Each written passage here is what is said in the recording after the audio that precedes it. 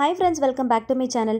எல்லா வேலைகளையும் மொத்தமா இழுத்து போட்டு செய்யற ஆளா இருக்கீங்களா? அப்ப இந்த சின்ன சின்ன டிப்ஸ் எல்லாமே உங்க வேலைகளை ரொம்ப ஈஸியாவும் குயிக்காவும் முடிக்கிறதுக்கு ரொம்பவே ஹெல்ப்ஃபுல்லா இருக்கும். இந்த கிச்சன் டிப்ஸை பார்க்கிறதுக்கு முன்னாடி நம்ம சேனலை நீங்க சப்ஸ்கிரைப் பண்ணாம பார்த்துட்டு இருக்கீங்கன்னா மறக்காம சப்ஸ்கிரைப் பண்ணிக்கோங்க. கூடவே இருக்கிற பெல் பட்டனையும் கிளிக் பண்ணிக்கோங்க. அப்பதான் நான் போடக்கூடிய வீடியோஸ் உங்களுக்கு நோட்டிஃபிகேஷன் வரும். நீங்களும் மிஸ் பண்ணாம பார்க்கலாம். ஃபர்ஸ்ட் டிப் என்னன்னு பார்க்கலாம். எப்பயுமே ஊதுபத்தி எல்லாம் கொளுத்தி வைக்கிறோம் அப்படின்னா இந்த ஒரு சின்ன டிப்ஸை ஃபாலோ பண்ணிக்கோங்க. கொஞ்சமாக வேஸ்லின் எடுத்து எல்லா பக்கமும் லைட்டாக அப்ளை பண்ணி விட்டுக்கோங்க. இந்த மாதிரி பண்ணிவிட்டு அதுக்கப்புறமா நம்ம ஊதுபத்தியை கொளுத்தி வச்சோம் அப்படின்னா நல்ல வாசனையாக இருக்கும். அதே சமயத்தில் ரொம்ப நேரத்துக்கு நின்று ஏறியும் ட்ரை பண்ணி பாருங்கள். செகண்ட் டிப் என்னன்னு பார்க்கலாம். ஊதுபத்தியை கொளுத்தி வைக்கிறதுக்கு ஸ்டாண்ட் எதுவும் இல்லை அப்படின்னா கிச்சனில் இருக்கிற விசிலே நமக்கு கரெக்டாக இருக்கும். அந்த விசிலில் வச்சு நம்ம ஸ்டாண்டு மாதிரி யூஸ் பண்ணிக்கலாம். சம்டைம்ஸ் விசில் பழசாயிருச்சு, இல்லை நம்ம யூஸ் பண்ணாமல் அப்படியே வச்சுருக்கோம் அப்படின்னா அதை தூக்கி போட்டுறாமல் இந்த மாதிரி ஊதுபத்தி கொளுத்தி வைக்கிற ஸ்டாண்டாக கூட நம்ம யூஸ் பண்ணிக்கலாம். ஸோ கண்டிப்பாக ட்ரை பண்ணி பாருங்கள். தேர்ட் டிப் என்னன்னு பார்க்கலாம். இதுக்காக நிறைய டிப்ஸ் நான் ஷேர் பண்ணியிருக்கேன். இருந்தாலும் இந்த டிப்ஸ் ரொம்பவே பெஸ்ட்டாக இருந்துச்சு. ஸோ கண்டிப்பாக ட்ரை பண்ணி பாருங்கள். முருங்கைக்காயெல்லாம் நம்ம வாங்கிட்டு வரோம் அப்படின்னா நல்லா ஃப்ரெஷ்ஷாக நல்லா க்ரீனிஷாக இருக்கிற மாதிரி இருக்கும். ஸ்டோர் பண்ணி வச்சுட்டு ஒரு 1 வீக் கழித்து பார்த்தோம் அப்படின்னா கொஞ்சம் ஹார்டான மாதிரி ரஃப்பான மாதிரி ஆகிடும். சம்டைம்ஸ் கெட்டுப்போன மாதிரி கூட ஆகிடும். ஸோ அந்த மாதிரி ஆகாமல் 1 மந்த் வரைக்கும் நல்ல ஃப்ரெஷ்ஷாக நீங்கள் எப்படி ஸ்டோர் பண்ணுறீங்களோ அதே கண்டிஷனில் வச்சு யூஸ் பண்ணுறதுக்கு இந்த டிப்ஸ் ரொம்ப ரொம்ப பெஸ்ட்டாக இருந்துச்சு. ஸோ கண்டிப்பாக ட்ரை பண்ணி பாருங்கள். ஃபஸ்ட்டு முருங்கைக்காயை மீடியம் ஷேப்பில் கட் பண்ணிவிட்டு நல்லா வாஷ் பண்ணிட்டு கொஞ்சம் கூட ஈரம் இல்லாத அளவுக்கு ஃபேன் காத்துல நல்லா ஆற வச்சு தொடச்சி எடுத்துக்கோங்க. அதுக்கப்புறமா நல்லா சுத்தமான ஈரம் இல்லாத ஒரு பவுலை பார்த்து எடுத்துக்கோங்க. அந்த பவுலில் இந்த முருங்கைக்காய் எல்லாத்தையுமே நீங்கள் கட் பண்ணது எல்லாத்தையுமே போட்டுக்கோங்க. முருங்கைக்காயை கட் பண்ணும் போது ரொம்ப பெருசாகவும் ரொம்ப சின்னதாகவும் இல்லாமல் மீடியம் ஷேப்புக்கு கட் பண்ணி எடுத்துக்கோங்க. அது ரொம்ப பெஸ்ட்டாக இருக்கும். ஸ்டோர் பண்ணி வைக்கும் போது பாக்ஸில் ஸ்டோர் பண்ணுறதுக்கு ஸ்பேஸ் ரொம்ப டம்ப் பண்ணாமல் இருக்கிறதுக்கு ரொம்பவே ஹெல்ப்ஃபுல்லாக இருக்கும். ஸோ இதில் ஒரு 1/4 டீஸ்பூன் அளவுக்கு கோகோனட் ஆயில் யூஸ் பண்ணிக்கோங்க. சப்போஸ் உங்ககிட்ட கோகோனட் ஆயில் இல்லை அப்படின்னா ஜிஞ்சலி ஆயில், அப்படி இல்லைனா வெஜிடபிள் ஆயில், அதாவது நீங்கள் குக்கிங்க்கு என்ன ஆயில் நீங்கள் யூஸ் பண்ணுறீங்களோ அந்த ஆயில் ஒரு 1/4 டீஸ்பூன் அளவுக்கு மட்டும் யூஸ் பண்ணிக்கோங்க. போட்டுட்டு நல்லா கோட் பண்ணிக்கோங்க. ஃபுல்லாக நல்லா கோட் பண்ணதுக்கப்புறமா ஒரு ஏர்டைட் கண்டெய்னர் பாக்ஸ் எடுத்துக்கோங்க. அதுவும் கொஞ்சம் கூட ஈரம் இல்லாத அளவுக்கு நல்லா காஞ்ச பாக்ஸாக இருக்கணும். அதில் இந்த மாதிரி டிஷ்யூ பேப்பரை போட்டுட்டு அதுக்கப்புறம் முருங்கைக்காயை உள்ளே வச்சுட்டு நல்லா டைட்டாக க்ளோஸ் பண்ணி நீங்கள் ரெஃப்ரிஜரேட் பண்ணி 1 மந்த் வரைக்கும் கூட யூஸ் பண்ணிக்கலாம். நீங்கள் ஸ்டோர் பண்ணும் போது எந்த அளவுக்கு நல்லா க்ரீனிஷாக ஃப்ரெஷ்ஷாக இருக்கோ அதே கண்டிஷனில் தான் 1 மந்த் வரைக்குமே இருக்கும். ஸோ கெட்டு போகாமல் காஞ்சி போகாமல் அந்த மாதிரி இருக்கும். அதே மாதிரி கட் பண்ணும் போது சைடில் அந்த நார்லாம் வருது இல்லையா, ஸோ அதெல்லாம் ரிமூவ் பண்ணி எடுத்துருங்க. ஒவ்வொரு வெஜிடபிள்ஸையும் நம்ம பார்த்து தான் வாங்குவோம் இல்லையா. ஸோ அதை பத்திரப்படுத்தி நல்ல பக்குவமாக கொஞ்சம் கூட வேஸ்ட் ஆகாமல் யூஸ் பண்ணுறதுக்கு நம்ம கற்றுக்கணும். ஸோ இந்த மாதிரி சின்ன சின்ன டிப்ஸ்லாம் நமக்கு ரொம்பவே ஹெல்ப்ஃபுல்லாக இருக்கும். சம்மர் சீசனை பொறுத்த வரைக்கும் ஒவ்வொரு வெஜிடபிள்ஸையும் நம்ம பார்த்து ஸ்டோர் பண்ணுறது ஒரு பெரிய டாஸ்க்கு தான். ஸோ கண்டிப்பாக அந்த டிப்ஸ் ரொம்பவே ஹெல்ப்ஃபுல்லாக இருக்கும். ட்ரை பண்ணுங்கள். ஃபோர்த் டிப் என்னன்னு பார்க்கலாம். சாம்பார் செய்கிறப்போ அதில் ஒரு 1/4 டீஸ்பூன் அளவுக்கு வெந்தயமும் 1 டீஸ்பூன் அளவுக்கு நெய்யும் சேர்த்துட்டு வேக வச்சுட்டு பருப்பை தாளித்தோம் அப்படின்னா சாம்பார் நல்ல மணமாகவும் இருக்கும், நல்ல டேஸ்ட்டாகவும் இருக்கும். கண்டிப்பாக ட்ரை பண்ணி பாருங்கள். 5th டிப் என்னன்னு பார்க்கலாம். சாப்பாடு செய்கிறதுக்கு இந்த ஒரு சின்ன டிப்ஸை ஃபாலோ பண்ணிக்கோங்க. இந்த சம்மர் சீசனில் அடிக்கிற வெயிலுக்கு சாப்பாடை நம்ம வடித்து வச்சிட்டோம் அப்படின்னா சீக்கிரமாக கெட்டு போய் தண்ணி விட்டா மாதிரி ஆகுது இல்லையா. ஸோ அதை அவாய்ட் பண்ணுறதுக்கு இந்த ஒரு சின்ன டிப்ஸை ஃபாலோ பண்ணிக்கோங்க. அரிசியை கழுவிட்டு ஊற வைக்கிறதுக்கு முன்னாடி அதில் ஒரு 2 ஐஸ் க்யூப்ஸை சேர்த்துட்டு ஒரு 15 நிமிஷம் ஊற வச்சுட்டு அதுக்கப்புறமா நீங்கள் சாப்பாடு வடிச்சிங்க அப்படின்னா நல்ல உதிரியாக இருக்கும், நல்ல வெள்ளையாக இருக்கும். அதே சமயத்தில் சீக்கிரமாக கெட்டு போகாது, தண்ணி விட்டா மாதிரி ஆகாது. ஸோ சம்மரில் கண்டிப்பாக இந்த டிப்ஸ் ரொம்பவே ஹெல்ப்ஃபுல்லாக இருக்கும். கண்டிப்பாக ட்ரை பண்ணி பாருங்கள். 6th டிப் என்னன்னு பார்க்கலாம். இதுக்காக ஒரு ஏர்டைட் கண்டெய்னர் பாக்ஸ் எடுத்திருக்கேன். கொஞ்சம் கூட ஈரம் இல்லாத அளவுக்கு நல்லா தொடச்சிட்டு உள்ள ஒரு டிஷ்யூ பேப்பரை வச்சிருங்க. இப்போ இதில் பிஸ்கெட்ஸ் தான் நம்ம வச்சு ஸ்டோர் பண்ண போகிறோம். எல்லா பிஸ்கெட்ஸையும் நீங்கள் மிக்ஸ் பண்ணி கூட வச்சுக்கலாம். டிஃப்ரெண்ட் கைண்ட் ஆஃப் ஃப்ளேவர்ஸில் நீங்கள் பிஸ்கெட்ஸ் வாங்குறீங்க அப்படின்னா அது எல்லாத்தையுமே மிக்ஸ் பண்ணி கூட வச்சுக்கலாம். ஸோ வச்சுட்டு இந்த மாதிரி ஸ்டோர் பண்ணிங்க அப்படின்னா கொஞ்சம் கூட நமத்து போகாமல் நல்லா கிறிஸ்பியாக இருக்கும். கொஞ்சமாக சுகரை போட்டுட்டு நல்லா மிக்ஸ் பண்ணிட்டு ஸ்டோர் பண்ணி வச்சுக்கோங்க. பிஸ்கெட்ஸ் பாக்ஸ்க்குள்ளே இந்த மாதிரி டிஷ்யூ பேப்பர் போடுறதுனால நமக்கு என்ன யூஸ்ன்னு பார்த்தீங்கன்னா பிஸ்கெட்ஸில் இருக்கிற எக்ஸஸ் ஆன அந்த ஆயில் எல்லாத்தையுமே இது அப்சர்வ் பண்ணிக்கும். எப்பயுமே பிஸ்கெட்ஸ்லாம் செய்கிறாங்க அப்படின்னா அதில் ஆயில், பட்டர், கீ இந்த மாதிரிலாம் யூஸ் பண்ணி தான் செய்வாங்க இல்லையா. ஸோ அது எல்லாத்தையுமே இது நல்லாவே அப்சர்வ் பண்ணிக்கும். ஸோ இதனால கூட சீக்கிரமாக பிஸ்கெட்ஸ் நமத்து போகிறதுக்கு சான்ஸ் இருக்குது. ஸோ அந்த மாதிரி ஆகாமல் இருக்கிறதுக்கு அவாய்ட் பண்ணுறதுக்கு இது ரொம்பவே ஹெல்ப்ஃபுல்லாக இருக்கும். ட்ரை பண்ணுங்கள். 7th டிப் என்னன்னு பார்க்கலாம். ஜூஸ் பாட்டில்ஸ்லாம் வாங்குகிறோம் அப்படின்னா சில பாட்டில்ஸ்லாம் பார்த்தீங்கன்னா இந்த மாதிரி நல்ல கிரிப்பாக நல்ல ஸ்ட்ராங்காக இருக்கிற மாதிரி இருக்கும். அந்த மாதிரி ஜூஸ் பாட்டில்ஸ் எல்லாத்தையுமே நல்லா வாஷ் பண்ணி நல்லா சுத்தமாக தொடச்சி நல்லா காய வச்சு எடுத்து வச்சுக்கோங்க. அதில் இந்த மாதிரி வேர்க்கடலை, உடச்சக்கடலை, பருப்பு வகைகள்லாம் போட்டு நம்ம ஸ்டோர் பண்ணுறதுக்கு ரொம்பவே யூஸ்ஃபுல்லாக இருக்கும். இதை நீங்கள் ரெஃப்ரிஜரேட் பண்ணியும் யூஸ் பண்ணிக்கலாம், அப்படி இல்லைனா வெளியில் வச்சு கூட ஸ்டோர் பண்ணி யூஸ் பண்ணிக்கலாம். நம்மக்கிட்ட ஸ்டோரேஜ் பாக்ஸ் கம்மியாக இருக்குது அப்படின்னா இந்த மாதிரி பாக்ஸ் எல்லாமே எடுத்து நம்ம வாஷ் பண்ணி அதை கூட நம்ம ஸ்டோரேஜ் பாக்ஸ் மாதிரி யூஸ் பண்ணிக்கலாம். ஸோ பார்க்கறதுக்கும் நல்ல அழகாக இருக்கும், நமக்கு ஸ்டோர் பண்ணுறதுக்கும் ரொம்ப வசதியாக இருக்கும். ட்ரை பண்ணி பாருங்கள். அடுத்த டிப்ஸ் என்னென்னு பார்க்கறதுக்கு முன்னாடி குட்டியாக ஒரு ரெசிபி பார்த்துடலாமா? பருப்பு உருண்டை குழம்பு கொஞ்சம் வித்தியாசமாக செய்யலாமா? மிக்ஸி ஜாரில் சோம்பு, காஷ்மீரி சில்லி, கருவேப்பிலை, ஊற வச்ச கடலைப்பருப்பு சேர்த்து அரைச்சி எடுத்துக்கோங்க. ஒரு பிளெண்டரில் ஒரு பெரிய வெங்காயம், 5 பல்லு பூண்டு, ஒரு கேப்சிகம், கொஞ்சமாக கருவேப்பிலை, கொஞ்சம் கொத்தமல்லி சேர்த்து நல்லா பிளெண்ட் பண்ணி எடுத்துக்கோங்க. மிக்ஸி ஜாரில் சேர்த்துட்டு கூட பல்ஸ் மோடில் வச்சு பிளெண்ட் பண்ணி எடுத்துக்கலாம். அரைச்ச எல்லாத்தையுமே ஒன்றா சேர்த்துக்கோங்க. இது கூடவே மஞ்சத்தூள், உப்பு, ஆயில், பொட்டுக்கடலை மாவு சேர்த்து மிக்ஸ் கொடுத்துட்டு சின்ன சின்ன உருண்டைகளாக உருட்டி எடுத்துக்கோங்க. இந்த மாவு மிக்ஸ் பண்ணி எடுக்கிறதுக்கு தண்ணிலாம் எதுவுமே சேர்க்க தேவையில்லை. நம்ம சேர்த்துக்கிற இன்கிரியன்ஸே நமக்கு கரெக்டாக இருக்கும். பொட்டுக்கடலை மாவு சேர்க்கறதுனால நல்லா கிறிஸ்பியாகவும் வரும். எண்ணெயில் நல்லா செவந்து வர அளவுக்கு சிம் ஃப்ளேம்ல வச்சு பொரிச்சு எடுத்துட்டு ஒரு ஓரமா வச்சிருங்க. மிக்ஸி ஜார்ல வெங்காயம், தக்காளி, கருவேப்பிலை சேர்த்து பேஸ்ட் அரைச்சு எடுத்துக்கோங்க. பொரிச்ச எண்ணெயில இருந்து கொஞ்சமா எடுத்துக்கோங்க. சோம்பு சேர்த்து பொரிய விட்டதுக்கு அப்புறமா அரைச்ச பேஸ்ட், உப்பு, இஞ்சி பூண்டு பேஸ்ட் சேர்த்து நல்லா வதக்கிட்டு மஞ்சத்தூள், மிளகாய்த்தூள், தனியாத்தூள், சீரகத்தூள், குழம்பு மிளகாய்த்தூள், சாம்பார் பொடி சேர்த்து நல்லா வதக்கிக்கோங்க. எண்ணெய் பிரிஞ்சு வர அளவுக்கு மசாலாவை நல்லா வதக்கிட்டு கூடவே லெமன் சைஸ்ல புளி தண்ணியும் வாட்டரும் சேர்த்து நல்லா கொதிக்க விடுங்க. குழம்பு நல்லா கொதிச்சு வரும்போது உருண்டைகளை சேர்த்து நல்லா மிக்ஸ் கொடுத்துட்டு 10 இருந்து 15 நிமிஷத்துக்கு நல்லா வேக விடுங்க. குழம்பு நல்லா திக்காகி வரும்போது கொத்தமல்லி இலைகளை தூவிட்டு சர்வ் பண்ணிக்கோங்க. மறக்காம செஞ்சுட்டு ஃபீட்பேக் ஷேர் பண்ணுங்க. 8th டிப் என்னன்னு பார்க்கலாம். ஒரு ஷர்ட்டை எத்தனை தடவை திருப்பி திருப்பி போட்டாலுமே காலரில் மட்டும் அழுக்கு படியாது. அது என்ன டிப்புன்னு பார்க்கலாமா? ஷர்ட்டில் காலரில் தான் அதிகமாக அழுக்கு படியும். ஸோ அதை துவைச்சி அந்த இடமே பார்த்தீங்கன்னா ரொம்ப நஞ்சு போன மாதிரி, சில ஷர்ட்லாம் பார்த்தீங்கன்னா அந்த காலர் பகுதி மட்டும் கொஞ்சம் கிழிஞ்சு போன மாதிரி ஆகிடும். நம்ம வாஷிங் மிஷின்லேயே துணியை போட்டால் கூட காலரில் நல்லா ப்ரஷ் பண்ணிவிட்டு அதுக்கப்புறம் தான் நம்ம வாஷிங் மிஷினில் போடுற மாதிரி இருக்கும். ஸோ அந்த இடத்த ப்ரஷ் பண்ணி அந்த இடமே பார்த்தீங்கன்னா கொஞ்சம் டேமேஜ் ஆன மாதிரி ஆகிடும். இல்லை ஷர்ட்ஸ்லாம் பார்த்தீங்கன்னா பார்க்குறதுக்கு நல்லாயிருக்கும், அந்த காலர் போர்ஷன் மட்டும் ரொம்ப டேமேஜ் ஆன மாதிரி இருக்கும். முக்கியமாக ஒயிட் கலரில் ஷர்ட்ஸ்லாம் போட்டோம் அப்படின்னா சொல்லவே தேவையில்ல, அந்த காலர் போர்ஷனை துவைக்கிறதே நமக்கு ரொம்ப பெரிய விஷயமா இருக்கும். ஸோ அதுக்கு இந்த ஒரு சின்ன டிப்பை ஃபாலோ பண்ணுங்கள். பேப்பர் பேண்டேடுன்னு சொல்லிட்டு கடைகளில் கிடைக்கும். நமக்கு காயம்லாம் பட்டுச்சு அப்படின்னா அதில் பேண்டேட் போடுறதுக்காக நம்ம யூஸ் பண்ணுவோம் இல்லையா? ஸோ அந்த பேண்டேட் ரொம்ப சீப் அண்ட் பெஸ்ட்டாகவே கிடைக்கும். அதை ஒரு ரோல் மாதிரி வாங்கி வச்சுக்கோங்க. இந்த பேண்டேடை கட் பண்ணுறதும் ரொம்ப ஈஸி தான். இது பேப்பர் பேண்டேடுன்றதுனால கையிலேயே ஈஸியாக கிழிச்சிடலாம். சிசர் கூட நமக்கு தேவைப்படாது. நீங்கள் உங்களுடைய ஹேண்ட்பேக்லேயே கூட நம்ம ஸ்டோர் பண்ணி வச்சுக்கலாம். ஸோ தேவைப்படும் போது கூட நம்ம எடுத்து யூஸ் பண்ணிக்கலாம்.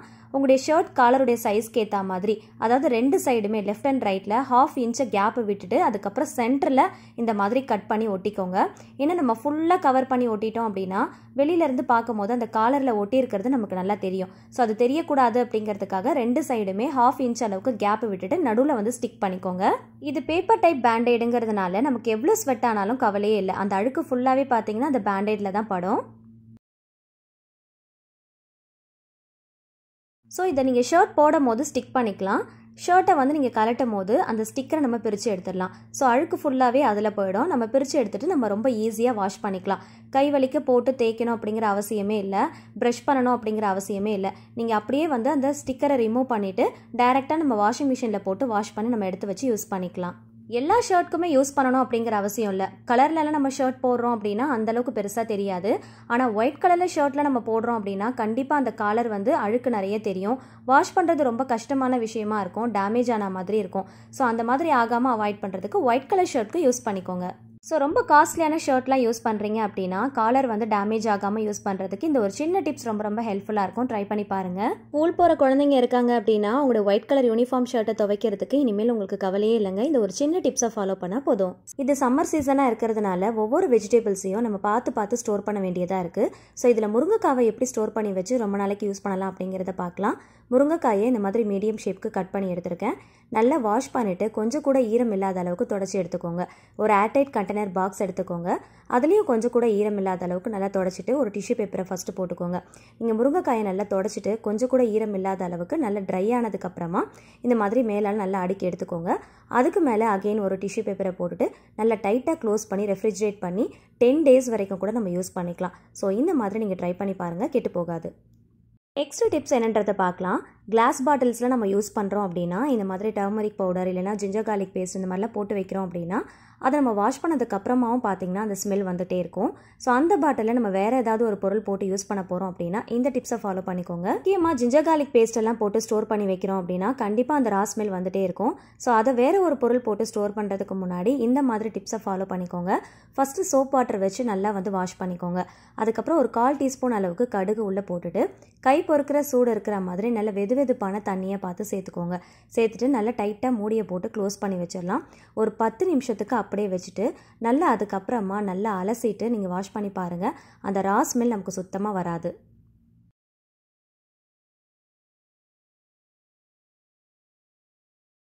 நெக்ஸ்ட் என்ன டிப்ஸ்ன்றதை பார்க்கலாமா? ஒரு 10 பாதாம் பருப்பு எடுத்திருக்கேன், ஒரு கிளாஸில் சேர்த்துக்கலாம். பாதாம் பருப்பை ஊற வைக்க மறந்துட்டோம், ஏதாவது ஒரு ரெசிபி செய்யறதுக்கு இன்ஸ்டண்ட்டாக நமக்கு தேவை அப்படின்னா இந்த மெத்தடை ஃபாலோ பண்ணி நம்ம ஊற வச்சுக்கலாம். உங்களுக்கு தேவையான பாதாம் பருப்பை ஒரு கிளாஸ்லேயோ இல்லை ஒரு பவுல்லையோ சேர்த்துக்கோங்க. நல்லா கொதிக்கிற தண்ணியை இதில் சேர்த்துட்டு கொஞ்சம் கூட கேப் இல்லாத அளவுக்கு நல்லா டைட்டாக லிட் வச்சு க்ளோஸ் பண்ணிக்கோங்க. நல்லா கொதிக்கிற தண்ணியாக பார்த்து சேர்த்துக்கோங்க. கேப் இருந்துச்சு அப்படின்னா கண்டிப்பாக அந்த சூடெல்லாம் வெளியில் வந்துடும் இல்லையா? ஸோ அதுக்காக தான் ஒரு 5 நிமிஷத்துக்கு மட்டும் அப்படியே விட்டுட்டு அதுக்கப்புறம் ஓப்பன் பண்ணி பாருங்கள். அந்த மேலே இருக்கிற அந்த ஸ்கின் எல்லாம் பார்த்தீங்கன்னா நல்லா வந்து உப்பி இருக்கும்.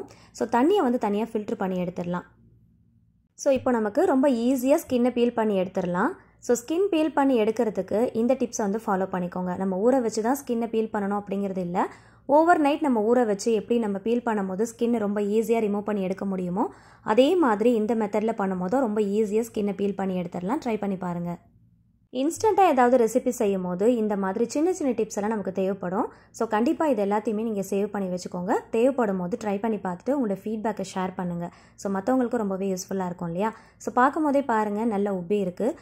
ரொம்ப ஈஸியாக எல்லாத்தையுமே நான் பீல் பண்ணி எடுத்துட்டேன். ஸோ இந்த மாதிரி சின்ன சின்ன டிப்ஸ் எல்லாம் நம்மளுடைய வேலைகளை ரொம்ப ஈஸியாக முடிக்கிறதுக்கு தேவைப்படும். ஸோ கண்டிப்பாக ட்ரை பண்ணி பாருங்கள். அடுத்த டிப்ஸ் பார்க்குறதுக்கு முன்னாடி ஒரு குட்டி ரெசிபி பார்த்துடலாமா? மிக்ஸி ஜாரில் கொஞ்சமாக தேங்காய், பச்சை மிளகாய், இஞ்சி, மஞ்சள், சீரகம், கருவேப்பிலை, பூசணி துண்டு கொஞ்சமாக தண்ணி விட்டு ஃபஸ்ட்டு அரைச்சிக்கோங்க. அதுக்கப்புறம் ஊற வச்சிருக்கிற அரிசி, துவரம்பருப்பு சேர்த்து நல்லா கோர்ஸாக அரைச்சி எடுத்துக்கோங்க. இப்போ மண்சட்டி கடாயில் ஒரு குழிக்கரண்டி அளவுக்கு தேங்காய் எண்ணெய் சேர்த்து சூடானதும் கடுகு, உளுந்து, சீரகம், காஞ்ச வத்தல், பச்சை மிளகாய், கருவேப்பிலை, பெருங்காயம், சின்ன வெங்காயம் இது எல்லாமே சேர்த்து தேவையான அளவுக்கு உப்பு சேர்த்து நல்லா வதக்கிக்கோங்க. இதில் கட் பண்ணி வச்சிருக்கிற பூசணி துண்டுகளை சேர்த்து பச்சை வாசனை போகிற அளவுக்கு நல்லா வதக்கிக்கோங்க. கூடவே அரைச்சி வச்சிருக்கிற மசாலா பேஸ்ட்டை சேர்த்து தேவையான அளவுக்கு வாட்டர் சேர்த்து கன்சிஸ்டன்சி அட்ஜஸ்ட் பண்ணிக்கோங்க. இன்கிரியன்ஸ் உடைய மெஷர்மெண்ட் எல்லாமே கேப்ஷனில் கொடுக்குறேன், செக் பண்ணி பார்த்துக்கோங்க. கூடவே ஒரு 1/4 டீஸ்பூன் மஞ்சள் சேர்த்து நல்லா மிக்ஸ் கொடுத்துட்டு ஒரு 15 நிமிஷத்துக்கு மீடியம் ஃப்ளேமில் வச்சு காயை நல்லா வேக விட்டுக்கோங்க. காய் நல்லா வெந்து வரும்போது ஸ்டவ் ஆஃப் பண்ணிட்டு பீட் பண்ணி வச்சுக்கிற கர்ட் ஆட் பண்ணிக்கோங்க. கொஞ்சமாக தண்ணி விட்டு அலசிட்டு இது கூட சேர்த்துட்டு நல்லா மிக்ஸ் கொடுத்துருங்க. அடிக்கிற வெயிலுக்கு அட்டகாசமாக இந்த மாதிரி ஒரு மோர் குழம்பு ரெசிபி வெண்பூசணி வச்சு ட்ரை பண்ணி பாருங்கள். ஃபைனலாக ஒரு டீஸ்பூன் கோகோனட் ஆயில், சாப் பண்ண கொரியண்டர் லீவ்ஸை சேர்த்து நல்லா மிக்ஸ் கொடுத்துட்டு சர்வ் பண்ணிக்கோங்க. இப்போவே ரெசிபியை சேவ்ல போட்டு ஷேர் பண்ணுங்கள், பேஜை மறக்காமல் ஃபாலோ பண்ணுங்கள். அடுத்த டிப்ஸ் என்னென்னு பார்க்கலாமா? கருணைக்கிழங்குல நம்ம கட் பண்ணும்போது கை வந்து நமிக்கும். அந்த மாதிரி நமிக்காமல் இருக்கிறதுக்கு கொஞ்சம் லைட்டாக வந்து கோகோனட் ஆயில் அப்ளை பண்ணிக்கிட்டீங்க அப்படின்னா அந்த நமைச்சல் வந்து இருக்காது. அதே மாதிரி சாப்பிடும் போதும் பார்த்தீங்கன்னா சில பேருக்கு அந்த நமைச்சல் தன்மை தெரியும். ஸோ அந்த மாதிரி தெரியாமல் இருக்கிறதுக்கு அரிசி களைஞ்ச தண்ணியில் ஒரு 10 நிமிஷத்துக்கு கிழங்கு ஊற வச்சுக்கோங்க. ஊற வச்சுட்டு சமைச்சிங்க அப்படின்னா அந்த நமைச்சல் தன்மை சுத்தமாக இருக்காது.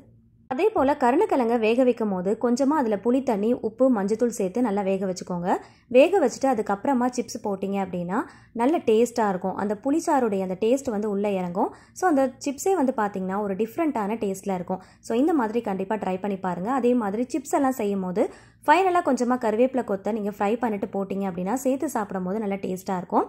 இந்த ரெசிபி ஆல்ரெடி நம்மளுடைய சேனலில் போஸ்ட் பண்ணியிருக்கேன், தேவைப்படுறவங்க செக் பண்ணி பார்த்துக்கோங்க. ஸோ செம்ம டேஸ்ட்டாக இருக்கும், கண்டிப்பாக ட்ரை பண்ணி பாருங்கள். அடுத்த டிப்ஸ் என்னென்னு பார்க்கலாம். சேஃப்டி பின்ஸ்லாம் நம்ம அதிகமான குவான்டிட்டியில் வாங்கி ஸ்டோர் பண்ணி வைக்கிறோம் அப்படின்னா இந்த டிப்ஸை வந்து ஃபாலோ பண்ணிக்கோங்க. ஒரு சின்ன பாக்ஸில் போட்டு நம்ம ஸ்டோர் பண்ணி வைக்கிறோம் அப்படின்னா அந்த பாக்ஸில் கொஞ்சமாக டால்கம் பவுடரை போட்டுட்டு நல்லா வந்து ஷேக் பண்ணிக்கோங்க. இந்த மாதிரி பவுடர் போட்டுட்டு நம்ம ஸ்டோர் பண்ணி வச்சோம் அப்படின்னா சீக்கிரமாக துருப்பிடிக்காமல் இருக்கும். ஸோ கண்டிப்பாக ட்ரை பண்ணி பாருங்கள், ரொம்பவே யூஸ்ஃபுல்லான ஒரு டிப்ஸ் தான். அடுத்த டிப்ஸ் என்னென்னு பார்க்கலாம். மணியை மறந்து போய் நம்மளுடைய பேக்கெட்லலாம் வச்சுட்டு நம்ம மறந்து போய் வாஷ் பண்ணிட்டோம் அப்படின்னா நனைஞ்சு போன மாதிரி ஆகிடும் இல்லையா? ஸோ அப்போ வந்து இந்த சின்ன டிப்ஸ் வந்து ஃபாலோ பண்ணிக்கோங்க. ஏதாவது சமைச்சிட்டு இருக்கீங்க அப்படின்னா அந்த பாத்திரத்தில் சைடில் இந்த மாதிரி ஒட்டி விட்டுட்டீங்க அப்படின்னா சீக்கிரமாக ஒரு செகண்டில் நமக்கு காஞ்சிரும். ஃபேன் காற்றுல வச்சாலும் சீக்கிரமாக காயும், பட் கொஞ்சமாவது நமக்கு டைம் எடுக்கும். எமர்ஜென்சி டைமில் நமக்கு குயிக்காக வந்து மணி எடுத்துகிட்டு நம்ம வெளியில் போனோம் அப்படின்னா அந்த டைமில் இந்த மாதிரி ஏதாவது ஆயிடுச்சு அப்படின்னா இந்த மாதிரி சூட்டில் நம்ம வச்சோம் அப்படின்னா ரொம்ப சீக்கிரமாக ஒரு செகண்டில் வந்து அந்த மணி வந்து நல்லா ட்ரை ஆகிடும். ஸோ ட்ரை பண்ணி பாருங்கள். சப்போஸ் வந்து நீங்கள் ஏதாவது செஞ்சு வச்சுருந்தீங்க, பாத்திரத்தில் சூடாக இருந்துச்சு அப்படின்னா அந்த பிளேட்டு மேலே வச்சுட்டா கூட ரொம்ப சீக்கிரமாக வந்து காஞ்சிரும். ஸோ இந்த ஒரு சின்ன டிப்ஸ் நமக்கு ரொம்ப எமர்ஜென்சியான டைமில் ரொம்பவே கை கொடுக்கும். ஸோ கண்டிப்பாக நீங்கள் ட்ரை பண்ணி பாருங்கள். அடுத்த டிப்ஸ் என்னென்னு பார்க்கலாம். சம்மரில் நம்ம அதிகமாக கர்டு யூஸ் பண்ணுவோம். அந்த கர்டு வந்து சீக்கிரமாக புளிச்சு போகாமல் இருக்கிறதுக்கு இந்த சின்ன டிப்ஸை ஃபாலோ பண்ணிக்கோங்க. ஒரு 2 துண்டு தேங்காவை அதில் போட்டு வச்சிட்டோம் அப்படின்னா சீக்கிரமாக புளிச்சு போகாமல் இருக்கும். ட்ரை பண்ணி பாருங்கள். அடுத்த டிப்ஸ் என்னென்னு பார்க்கலாம். தோசைக்கும் சப்பாத்திக்கும் நம்ம தனித்தனியாக தான் தவா யூஸ் பண்ணுவோம். ஒரே தவா யூஸ் பண்ணி நீங்கள் செய்ய போகிறீங்க அப்படின்னா இந்த டிப்ஸை வந்து ஃபாலோ பண்ணிக்கோங்க. தோசையோ இல்லை சப்பாத்தியோ செஞ்சதுக்கப்புறமா அடுத்து ஒரு ரெசிபி செய்ய போகிறீங்க அப்படின்னா கொஞ்சமாக கோதுமை மாவை இந்த மாதிரி தூவிக்கோங்க. தூவிட்டு நல்லா வந்து தேய்ச்சிட்டு ஒரு டிஷ்யூ பேப்பரை வச்சு நல்லா க்ளீன் பண்ணிவிட்டு அதுக்கப்புறமா நீங்கள் வாஷ் பண்ணிவிட்டு நீங்கள் யூஸ் பண்ணிக்கலாம். ஸோ தோசை செஞ்சதுக்கப்புறம் சப்பாத்தியோ இல்லை சப்பாத்தி செஞ்சதுக்கப்புறம் தோசையோ நீங்கள் செய்ய போகிறீங்க அப்படின்னா இந்த டிப்ஸை வந்து ஃபாலோ பண்ணிக்கோங்க. கொஞ்சம் கூட ஒட்டாமல் வரும், அதே மாதிரி சப்பாத்தியும் நல்லா ஒப்பி வரும். ஸோ இந்த ஒரு சின்ன டிப்ஸ் கண்டிப்பாக நமக்கு ரொம்ப எமர்ஜென்சி டைமில் யூஸ்ஃபுல்லாக இருக்கும். ஒரே டைமில் 2 ரெசிபி செய்கிறதுக்கு இந்த டிப்ஸை வந்து ஃபாலோ பண்ணிக்கோங்க. மீன் பொரிச்ச தவாவை வந்து க்ளீன் பண்ணுறதுக்கும் இந்த டிப்ஸ் ரொம்பவே ஹெல்ப்ஃபுல்லாக இருக்கும். ஸோ கண்டிப்பாக அதுக்கு கூட நீங்கள் ட்ரை பண்ணிக்கலாம். அடுத்த டிப்ஸ் என்னென்னு பார்க்கலாம். சின்னவங்கலேருந்து பெரியவங்க வரைக்கும் எல்லாருக்குமே ஊசியில் நூல் கோக்குறது அப்படிங்கிறது ஒரு பெரிய டாஸ்க்கு தான். ஸோ அதுக்கு வந்து இந்த சிம்பிளான மெத்தடை வந்து யூஸ் பண்ணிக்கோங்க. வீட்டில் ஏஜ்டு பர்சன் இருக்காங்க அப்படின்னா ஹேண்ட் ஷேக் ஆகும் இல்லையா, ஸோ அவங்களுக்கு இந்த டிப்ஸ் ரொம்பவே யூஸ்ஃபுல்லாக இருக்கும். அவங்களுக்கு கொஞ்சம் கற்றுக் கொடுங்க. ஸோ இதில் வந்து பார்த்திங்கன்னா அந்த த்ரெட்டுடைய கார்னரில் லைட்டாக வந்து ஃபெவிகம் வந்து அப்ளை பண்ணிக்கோங்க. அப்ளை பண்ண கொஞ்ச நேரத்தில் வந்து பார்த்திங்கன்னா நல்ல க்ரிப் ஆகிடும். ஸோ இப்போ வந்து ஊசியில் நூல் கோக்குறதுக்கு ரொம்பவே ஈஸியாக இருக்கும். ஸோ நீங்களும் ட்ரை பண்ணுங்கள். வீட்டில் பெரியவங்க யாராவது இருந்தாங்கன்னா அவங்களுக்கும் டீச் பண்ணுங்கள். ரொம்பவே ஹெல்ப்ஃபுல்லாக இருக்கும். ஸோ கண்டிப்பாக ட்ரை பண்ணி பாருங்கள். ரொம்ப ஈஸியாக நூலை கோத்துட்டேன். ஸோ இதே மாதிரி நீங்களும் ட்ரை பண்ணி பார்த்துட்டு ஃபீட்பேக் ஷேர் பண்ணுங்கள்.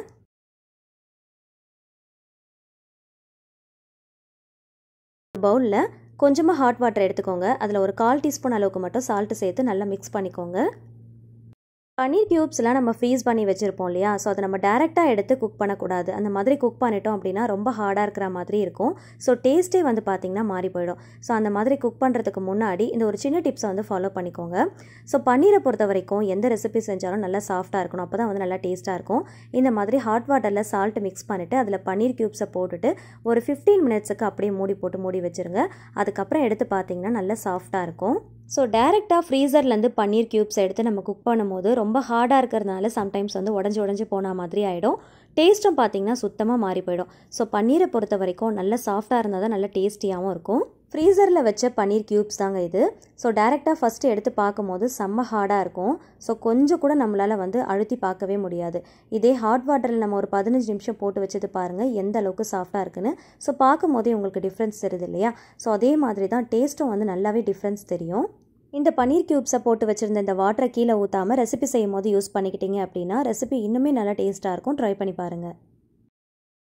அடுத்த டிப் என்னென்னு பார்க்கலாம். பாகற்காயில் நம்ம வாங்கி ஸ்டோர் பண்ணி வைக்கிறோம் அப்படின்னா வெளியில் பார்க்குறதுக்கு ஃப்ரெஷ்ஷாக இருக்கிற மாதிரி இருக்கும். கட் பண்ணும்போது உள்ளே பார்த்திங்கன்னா அழுகி போன மாதிரி ஆகிடும். ஸோ அதை அவாய்ட் பண்ணுறதுக்கு இந்த ஒரு சின்ன டிப்ஸை வந்து ஃபாலோ பண்ணிக்கோங்க. ஃபஸ்ட்டு டிப் அண்ட் பாட்டம் ரெண்டுத்தையும் வந்து கட் பண்ணி எடுத்துக்கோங்க. பாகற்காயை இப்போ மீடியம் ஷேப்பில் இந்த மாதிரி கட் பண்ணி எடுத்துக்கலாம். ஸோ ரொம்ப பொடியாகவும் இல்லாமல் ரொம்ப பெருசாகவும் இல்லாமல் மீடியம் ஷேப்பில் இந்த மாதிரி 2ஆவோ இல்லை 3ஆவோ கட் பண்ணி எடுத்துக்கோங்க. இப்போது இந்த பாகற்காயை பார்த்திங்கனாலே தெரியும், மேலே பார்க்குறதுக்கு நல்லா இருக்குது. உள்ளே இருக்கிற சீட்ஸ்லாம் பார்த்திங்கன்னா நல்லா பழுத்து போன மாதிரி இருக்குது. ஸோ சீட்ஸ் எல்லாம் வந்து பழுத்து போயிடுச்சு அப்படின்னா சீக்கிரமாக பாகற்காயை அழுகி போய் கெட்டு போயிடும். பாகற்காயில் இருக்கிற இந்த சீட்ஸை ரிமூவ் பண்ணுறதுக்கு இந்த மாதிரி ஒரு ஸ்பூன் வச்சு லைட்டாக எடுத்து விட்டாலே போதும். அதில் இருக்கிற சீட்ஸ் எல்லாமே ரொம்ப ஈஸியாக ரிமூவ் பண்ணிடலாம். பாகற்காயை கட் பண்ணதுக்கப்புறமா சீட்ஸ் எல்லாம் பழுத்து போன மாதிரி இருக்கு இல்லையா, ஃபஸ்ட்டு வந்து அதை நம்ம யூஸ் பண்ணிடலாம். சீட்ஸ் எல்லாம் வந்து பழுத்து போகாமல் வெள்ளையாக இருக்கு இல்லையா, அந்த பாகற்காயை நீங்கள் ஸ்டோர் பண்ணி யூஸ் பண்ணிக்கலாம். இந்த பாகற்காய் கொட்டையை நல்லா காய வச்சு நல்லா சுத்தப்படுத்திட்டு நம்ம பொடி பண்ணி எடுத்துக்கிட்டோம் அப்படின்னா டயபெட்டிக் பேஷண்ட்டுக்கு ரொம்பவே நல்லது. ஸோ கண்டிப்பாக ட்ரை பண்ணி பாருங்கள். இந்த பாகற்காயை ஸ்டோர் பண்ணுறதுக்கு சில்வர் டிஃபன் பாக்ஸ் அப்படி இல்லைனா ஏர்டைட் கண்டெய்னர் பாக்ஸாக பார்த்து எடுத்துக்கோங்க. கொஞ்சம் கூட ஈரம் இல்லாத அளவுக்கு நல்லா சுத்தமாக தொடச்சி எடுத்துக்கோங்க. அதில் டிஷ்யூ பேப்பரை போட்டுட்டு கட் பண்ண பாகற்காயை உள்ளே வச்சு நல்லா டைட்டாக ஸ்டோர் பண்ணி வச்சுக்கோங்க. இந்த மாதிரி பண்ணிவிட்டு ரெஃப்ரிஜரேட் பண்ணிங்க அப்படின்னா 1 வீக்லேருந்து 10 டேஸ் வரைக்கும் அழுகி போகாமல் நல்லா ஃப்ரெஷ்ஷாக வச்சு நம்ம ஸ்டோர் பண்ணி யூஸ் பண்ணிக்கலாம். ட்ரை பண்ணி பாருங்கள். சீட்ஸ் எல்லாம் பழுத்து போன பாகற்காயாக இருந்துச்சு அப்படின்னா 2 டேஸ்க்குள்ளே யூஸ் பண்ணி முடிச்சிருங்க, இல்லைனா கெட்டு போயிடும். அடுத்த டிப் என்னென்னு பார்க்கலாம். பாகற்காயை இந்த மாதிரி குட்டி குட்டி பீசஸாக கட் பண்ணி எடுத்து வச்சுக்கோங்க. நல்லா சுத்தமாக வாஷ் பண்ணிவிட்டு கொஞ்சமாக தண்ணி ஊற்றி இதில் உப்பு மஞ்சத்தூள் சேர்த்து நல்லா பாயில் பண்ணி ஃபில்டர் பண்ணி தனியாக எடுத்து வச்சுக்கலாம். ஸோ இந்த மாதிரி செஞ்சுட்டு எந்த ரெசிபி செஞ்சாலும் சுத்தமாக கசப்பு தன்மையே தெரியாது. ஸோ கண்டிப்பாக இந்த மாதிரி ட்ரை பண்ணி பாருங்கள். ஸோ இந்த மாதிரி செய்கிறதுனால எந்த விதமான சத்துக்களும் இதிலேருந்து போகாது. அடுத்த டிப் என்னென்னு பார்க்கலாம். சில்வர் கடாயில் பொரியல் வறுவல்லாம் செய்யும் போது சீக்கிரமாக அடிப்பிடிச்ச மாதிரி ஆகிடும் இல்லையா, ஏன்னா நம்ம கொஞ்சமாக ஆயில் ஊற்றி தான் நம்ம செய்வோம். ஸோ அதை அவாய்ட் பண்ணுறதுக்கு இந்த ஒரு சின்ன டிப்பை ஃபாலோ பண்ணிக்கோங்க. ஃபஸ்ட்டு வந்து கடாயில் ஆயில் ஊற்றுனதுமே ஸ்டவ் ஆன் பண்ணக்கூடாது. ஃபஸ்ட்டு வந்து ஆயில் ஊற்றிட்டு இந்த மாதிரி நல்லா சுற்றி விட்டுக்கோங்க. அதுக்கப்புறமா ஸ்டவ் ஆன் பண்ணி பொரியல் வறுவல்லாம் செஞ்சிங்க அப்படின்னா சில்வர் கடாய் வந்து அடிப்பிடிக்காமல் இருக்கும். அடுத்த டிப் என்னென்னு பார்க்கலாம். வெங்காயம் யூஸ் பண்ணி நீங்கள் பஜ்ஜிலாம் போடுறீங்க அப்படின்னா இந்த டிப் கண்டிப்பாக ரொம்பவே யூஸ்ஃபுல்லாக இருக்கும். கட் பண்ணும்போது நமக்கு சரியான ரவுண்டான ஷேப்க்கு கட் பண்ண வராது. அதுக்கு என்ன காரணம்னு பார்த்தீங்கன்னா, ஸ்கின்னை பீல் பண்ணிட்டு நம்ம கட் பண்ணுவோம் இல்லையா, ஸோ வலிக்கிட்டே போகும். ஸோ நடுவில் வந்து கட் ஆன மாதிரி ஆகிடும். சரியான ரவுண்டான ஷேப்பில் நம்ம கரெக்டாக கட் பண்ணணும்னு நினச்சிங்கன்னா, ஸ்கின்னை வந்து பீல் பண்ணாமல் அப்படியே வச்சு நீங்கள் கட் பண்ணிங்கன்னா நல்லா கிரிப்பாக இருக்கும். ஸோ ரவுண்டாக நம்ம ஈஸியாக கட் பண்ணி எடுத்துடலாம். அதுக்கப்புறமா ஸ்கின் பீல் பண்ணுறதும் ரொம்ப ஈஸியாக இருக்கும். ஸோ கண்டிப்பாக ட்ரை பண்ணி பாருங்கள். அடுத்த டிப் என்னென்னு பார்க்கலாம். அதிகமான குவான்டிட்டியில் நீங்கள் கோதுமை மாவுலாம் வாங்கி ஸ்டோர் பண்ணி யூஸ் பண்ணுறீங்க அப்படின்னா இந்த ஒரு சின்ன டிப்பை ஃபாலோ பண்ணிக்கோங்க. ஃபஸ்ட்டு கொஞ்சமாக சால்ட்டு தூவிட்டு நல்லா மிக்ஸ் பண்ணிக்கோங்க. அதுக்கப்புறமா நல்லா காஞ்ச 4 பல்லு பூண்டை இது கூட போட்டுட்டு நல்லா மிக்ஸ் பண்ணி விட்டுட்டீங்க அப்படின்னா சீக்கிரமாக வண்டு வராமல் இருக்கும். கண்டிப்பாக ட்ரை பண்ணி பாருங்கள். எப்படி செஞ்சாலும் இந்த பாவக்காவை மட்டும் சாப்பிடவே மாட்றாங்கன்னு நினைக்கிறீங்களா? இந்த மாதிரி ஒரு தடவை செஞ்சு பாருங்கள். துளி அளவு கூட கசப்பு தன்மை இருக்கவே இருக்காது. எப்படி செய்கிறதுன்னு பார்க்கலாமா? பாவக்காவை கட் பண்ணி நல்லா வாஷ் பண்ணி எடுத்துக்கோங்க. இப்போ ஒரு பவுலில் கொஞ்சமாக தண்ணி சேர்த்து உப்பு மஞ்சத்தூள் சேர்த்து நல்லா பாயில் பண்ணிவிட்டு ஃபில்டர் பண்ணி தனியாக எடுத்து வச்சுக்கோங்க. இந்த மாதிரி பண்ணுறதுனால சுத்தமாக கசப்பு தன்மை இருக்காது. கடாயில் கொஞ்சமாக ஆயில் ஊற்றி சூடானதும் 1/2 டீஸ்பூன் ஜீரகம், 1/4 டீஸ்பூன் கடுகு உளுந்து, 2 பெரிய வெங்காயம், ஒரு பச்சை மிளகா, உப்பு, இஞ்சி பூண்டு பேஸ்ட் சேர்த்து நல்லா வதக்கிக்கோங்க. 3 தக்காளி பழம் சேர்த்து நல்லா மசீர அளவுக்கு நல்லா வதக்கிக்கோங்க. வெங்காயத்தை விட தக்காளி கொஞ்சம் அதிகமாக இருந்தால் தான் நல்லா டேஸ்ட்டாக இருக்கும். பாயில் பண்ணி ஃபில்டர் பண்ணி எடுத்து வச்சிருக்கிற பாகற்காய் இது கூட சேர்த்துட்டு கூடவே மஞ்சத்தூள், மிளகாய்த்தூள், தனியாத்தூள் சேர்த்து நல்லா மசாலா வாசனை போகிற அளவுக்கு நல்லா வதக்கிக்கோங்க. மூடி போட்டு 5 நிமிஷம் நல்லா குக் பண்ணிக்கோங்க. இப்போ தேவையான அளவுக்கு வாட்டர் ஆட் பண்ணி நல்லா மிக்ஸ் கொடுத்துட்டு உப்பு காரம் கரெக்டாக இருக்கான்னு செக் பண்ணி பார்த்துக்கோங்க. கொஞ்சமாக கருவேப்பிலை தலைகள் தூவிட்டு மூடி போட்டு வாட்டர் எல்லாமே நல்லா ட்ரை ஆகிற அளவுக்கு நல்லா குக் பண்ணிக்கோங்க. ஃபைனலாக 1 டீஸ்பூன் வெல்லம் சேர்த்து நல்லா மிக்ஸ் கொடுத்துக்கோங்க. இதை மிஸ் பண்ணாமல் சேர்த்துக்கோங்க. அப்போ தான் சுத்தமாக கசப்பு தன்மை தெரியவே தெரியாது. நறுக்கின கொத்தமல்லி இலைகள் தூவிட்டு சர்வ் பண்ணிங்கன்னா சுத்தமாக கசப்பே தெரியாது. ட்ரை பண்ணுங்க. அடுத்த டிப் என்னன்னு பார்க்கலாம். குக்கரில் சாம்பாருக்கு தேவையான எல்லா பொருளையுமே சேர்த்தாச்சு. குக்கர் லிட்டில் கொஞ்சம் லைட்டாக வந்து ஆயில் அப்ளை பண்ணியிருக்கேன். இது எதுக்காக அப்ளை பண்ணியிருக்கேன் அப்படிங்கிறத ஆல்ரெடி ஒரு டீட்டெயில்டு வீடியோவில் ஷேர் பண்ணியிருக்கேன். பார்க்காதவங்க கண்டிப்பாக போய் செக் பண்ணி பார்த்துக்கோங்க. இப்போ லிட் க்ளோஸ் பண்ணிடலாம். ஸோ அந்த டீட்டெயில்டு வீடியோ நீங்கள் பார்க்கணும்னு நினச்சிங்கன்னா எண்டு கார்டில் நான் அட்டாச் பண்ணுறேன். ஸோ கண்டிப்பாக செக் பண்ணி பாருங்கள். லிட் க்ளோஸ் பண்ணதுக்கப்புறமா ஒரு டிஷ்யூ பேப்பரோ அப்படி இல்லைனா ஏதாவது ரஃப் பேப்பர் இருந்துச்சுன்னா கூட இந்த மாதிரி லிட் க்ளோஸ் பண்ணதுக்கப்புறமா விசில் போடுறதுக்கு முன்னாடி இந்த பேப்பரை இந்த மாதிரி போட்டு விட்டுக்கோங்க. குக்கர் யூஸ் பண்ணி நீங்கள் எந்த ரெசிபி செஞ்சாலும் இந்த ஒரு சின்ன டிப்பை ஃபாலோ பண்ணிக்கோங்க. இந்த பேப்பரை நீங்கள் 2ஆக மடிச்சிட்டு கூட போட்டுக்கலாம். ஸ்டீம் வந்ததுக்கப்புறம் தான் நம்ம விசில் போடுவோம் இல்லையா, ஸோ இப்போ விசில் போட்டுக்கலாம். இப்போ பாருங்கள், குக்கர் வந்து பொங்கி வழியும் போது அந்த வழியிறது எல்லாமே அந்த பேப்பர்லேயே பட்டுரும். குக்கரை மோஸ்ட்லி பொங்கி வழியாமல் எப்படி யூஸ் பண்ணலாம் அப்படிங்கிறத நிறைய டிப்ஸை நிறைய வீடியோவில் ஷேர் பண்ணியிருக்கேன். ஸோ அது எல்லாமே செக் பண்ணி பார்த்தீங்க அப்படின்னா நீங்கள் தெரிஞ்சுக்கலாம். ஸோ அவசரமாக நம்ம சமைக்கும் போது அந்த டிப்ஸ் எல்லாம் ஃபாலோ பண்ண மறந்துட்டோம் அப்படின்னா ஜஸ்ட் ஒரே ஒரு பேப்பரை விசில் போடுறதுக்கு முன்னாடி இந்த மாதிரி போட்டு விட்டுட்டோம் அப்படின்னா நம்மளுடைய வேலைகள் ரொம்ப ஈஸியாக முடிஞ்சிடும். க்ளீன் பண்ணுற வேலை ரொம்பவே ஈஸியாக இருக்கும். குக்கர் பொங்கி வழிஞ்சாலே அதோடைய வாஷ் பண்ணுற வேலை பெரிய வேலையாக இருக்கும். நம்ம அப்படியே வச்சிட்டோம் அப்படின்னா ரொம்ப காஞ்சி போன மாதிரி ஆகிடும் இல்லையா, ஸோ அதுக்கப்புறம் வாஷ் பண்ணுறது ரொம்ப கஷ்டமாக இருக்கும். ஸோ இந்த மாதிரி பேப்பர் போட்டுட்டோம் அப்படின்னா அது எல்லாமே பொங்கி வழிஞ்சு அந்த பேப்பர்லேயே பட்டுரும். அந்த பேப்பர் அப்படியே எடுத்துகிட்டு லைட்டாக நம்ம தொடச்சி விட்டாலே போதும். அதுக்கப்புறம் நீங்கள் எப்போ வாஷ் பண்ணாலும் பரவாயில்ல. நமக்கு வாஷ் பண்ணும் போது ரொம்ப போட்டு தேய்க்கணும் அப்படிங்கிற அவசியம் இருக்காது. வாஷ் பண்ணுறதுக்கு ரொம்ப ஈஸியாக இருக்கும். சம்டைம்ஸ் நான்வெஜ்லாம் சமைக்கும் போது பொங்கி வழிஞ்சு ஸ்டவ் வரைக்கெல்லாம் போகிற அளவுக்குலாம் கூட ஆகும். ஸோ அந்த மாதிரி டைமில் இந்த மாதிரி பேப்பர் போட்டு விட்டுட்டோம் அப்படின்னா அந்த பொங்குறது எல்லாமே அந்த பேப்பர்லேயே அப்சர்வ் பண்ணிக்கும். ஸோ க்ளீன் பண்ணுறது ரொம்ப ரொம்ப ஈஸியாக இருக்கும். இப்போ பாருங்கள் எந்த அளவுக்கு பொங்கி வந்திருக்குன்னு. இப்போ இது வந்து பேப்பர்லேயே பட்டுருச்சு. நான் ரொம்ப ஈஸியாக தொடச்சி எடுத்துட்டேன். இதை க்ளீன் பண்ணுறது எனக்கு ரொம்ப ஈஸியாக இருக்கும். ஸோ கண்டிப்பாக இந்த டிப் வந்து மறக்காமல் ஃபாலோ பண்ணிக்கோங்க. அடுத்த டிப் என்னென்னு பார்க்கலாம். சீ ஃபுட் ஐட்டம்ஸ்லாம் வாங்கி நம்ம ஃப்ரீஸ் பண்ணிவிட்டு அதுக்கப்புறம் எடுத்து நம்ம யூஸ் பண்ணுறோம் அப்படின்னா உடனே சமைக்கணும் அப்படின்னா இந்த ஒரு சின்ன டிப்பை வந்து ஃபாலோ பண்ணிக்கோங்க. ஃப்ரீசர்லேருந்து எடுத்த உடனே பார்த்தீங்கன்னா ரொம்ப ஹார்டாக ஐஸ் கட்டி பிடிச்ச மாதிரி இருக்கும். நம்மளால் உடனே சமைக்க முடியாது. கொஞ்சம் நேரம் வெயிட் பண்ணுற மாதிரி தான் இருக்கும் இல்லையா. ஸோ உடனே சமைக்கணும் அப்படின்னா இந்த ஒரு சின்ன டிப்பை வந்து ஃபாலோ பண்ணிக்கோங்க. கொஞ்சமாக வெதுவெதுப்பான தண்ணியை இந்த மாதிரி ஊற்றி விட்டுட்டோம் அப்படின்னா ஒரு 5 நிமிஷம் கழித்து பார்த்தீங்க அப்படின்னா சீ ஃபுட்டை பொறுத்த வரைக்கும் ரொம்ப ஈஸியாக மெல்ட் ஆகிடும். ஸோ அந்த ஐஸ் கட்டி எல்லாமே பார்த்தீங்கன்னா ரொம்ப ஈஸியாக கரைஞ்சிரும். ஸோ இந்த மாதிரி வார்ம் வாட்டரில் டிப் பண்ணிவிட்டு ஒரு 5 மினிட்ஸ் கழித்து நம்ம வாஷ் பண்ணோம் அப்படின்னா ஸ்கின் பீல் பண்ணுறது நமக்கு ரொம்ப ஈஸியாக இருக்கும். சீ ஃபுட் ஐட்டம்ஸ் பொறுத்த வரைக்கும் இந்த மாதிரி பண்ணிவிட்டு நீங்கள் செஞ்சீங்க அப்படின்னா ரொம்ப சாஃப்டாக இருக்கும். பிரானுடைய ஸ்கின்னை வந்து பீல் பண்ணுறது ரொம்ப ரொம்ப ஈஸியாக இருக்கும். ட்ரை பண்ணி பாருங்கள். வீடியோவில் பார்த்த டிப்ஸ் எல்லாமே உங்களுக்கு ரொம்பவே யூஸ்ஃபுல்லாக இருக்கும்னு நினைக்கிறேன். வீடியோ பிடிச்சிருந்துச்சுன்னா லைக் பண்ணுங்கள். ஃப்ரெண்ட்ஸ் அண்ட் ஃபேமிலிஸ் கூட ஷேர் பண்ணிக்கோங்க. நீங்களும் ட்ரை பண்ணி பார்த்துட்டு ஃபீட்பேக் ஷேர் பண்ணுங்கள். இந்த மாதிரி இன்னும் இன்ட்ரெஸ்டிங்கான யூஸ்ஃபுல்லான கிச்சன் டிப்ஸ் தெரிஞ்சுக்க ஆசைப்பட்டீங்கன்னா நம்ம சேனலை மறக்காமல் சப்ஸ்கிரைப் பண்ணிட்டு தொடர்ந்து சப்போர்ட் பண்ணுங்கள். Thank you so much. கீப் வாட்சிங்.